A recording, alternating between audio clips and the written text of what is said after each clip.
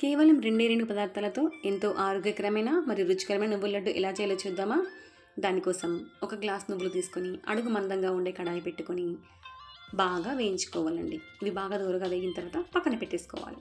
ఇప్పుడు సేమ్ అదే కడాయిలో సేమ్ క్వాంటిటీ బెల్లం తీసుకొని 2-3 టేబుల్ స్పూన్ల వాటర్ వేసి బాగా కలుపుకోవాలి. పాకం ఈ స్టేజ్లో ఉన్నప్పుడు ఇంకొక బౌల్లో వాటర్ తీసుకొని ఈ పాకం 2-3 చుక్కలు అందులో వేసి పాకంని ఇలా ముద్దలాగా చుట్టాలండి. అది ఈ ముద్దలాగా లడ్డులాగా వచ్చినప్పుడు మాత్రమే పాకం అనేది పర్ఫెక్ట్గా వచ్చినట్టండి. ఈ స్టేజ్లో మనం వేయించి పక్కన పెట్టేసుకున్న నువ్వులు ఉన్నాయి కదా, అవి ఈ పాకంలో వేసి బాగా కలుపుకోవాలి. ఇప్పుడు స్టవ్ ఆఫ్ చేసుకొని కాస్త గోరువెచ్చగా ఉన్నప్పుడే చేతులకు నెయ్యి రాసుకొని లడ్డులాగా చుట్టుకోవడమండి. కాల్షియం ఇంకా ఐరన్ పుష్కలంగా ఉండే నువ్వుల లడ్డు రెడీ. రోజు ఒకటి తిన్నారంటే అలసట అనేది రానే రాదు. ఒకసారి ట్రై చేసి చూడండి.